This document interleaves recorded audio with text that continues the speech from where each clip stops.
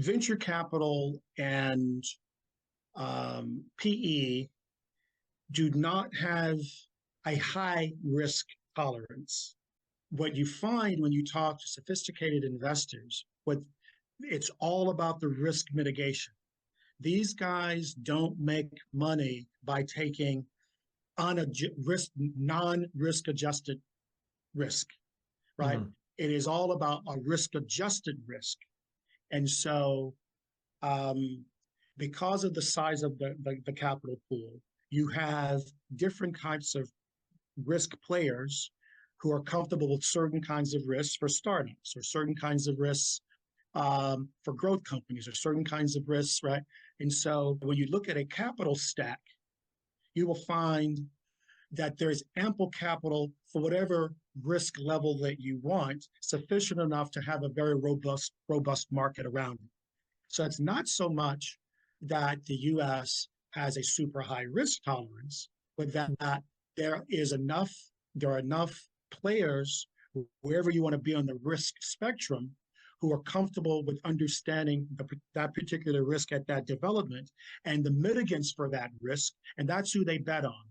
They don't bet on the guy who's taking the most risk, or the company or the team or the woman who's taking the most risk. They're betting on the company, the woman, the team that knows how to mitigate the most risk for that type of risk. That's the bet. I had the pleasure of getting a philosophy degree at a liberal arts school. Yeah. You don't have that kind of luxury in many of these Eastern Europe. It is physics, it's math, it's engineering. You make stuff. Yeah, you make stuff. Right? Yeah, right? Exactly.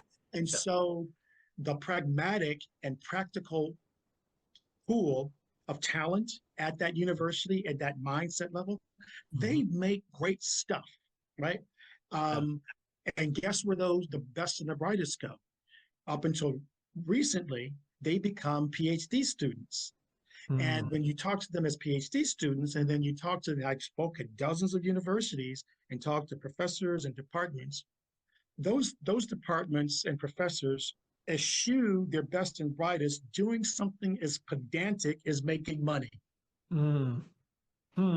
Yeah, interesting. So there's this stigma that if you're that smart, why would you want to do what those 120 IQs guys do in London, right?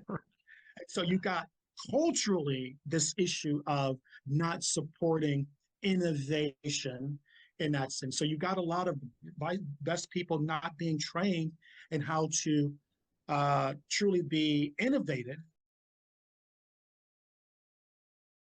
Tesla's a wonderful example that's exceptionally inventive, but he got outmaneuvered by by Edison and others around how to make the business model and being truly innovative around those inventions. That's a historical, culturally relevant point even today.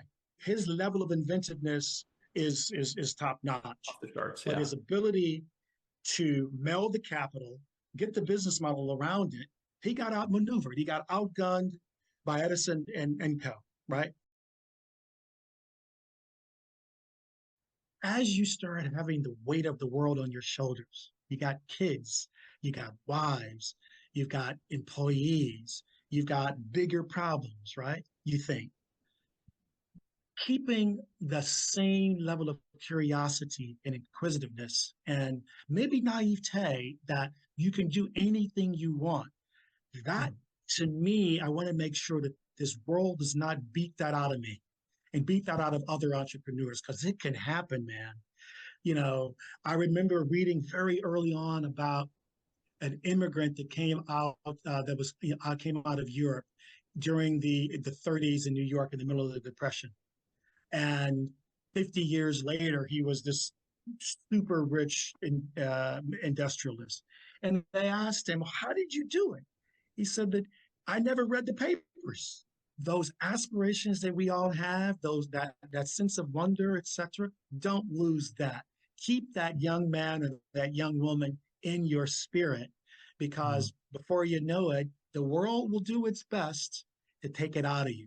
But the heart of that matter, that talent, that God-given hunger, that God-given inquisitiveness, don't want to lose that, because that's your spark. If you enjoy this podcast, please make sure to subscribe. And to stay updated on everything that the Action Catalyst is up to, make sure to follow us on Facebook and Instagram at Action Catalyst Podcast and on Twitter at Catalyst_Action. And thanks for listening.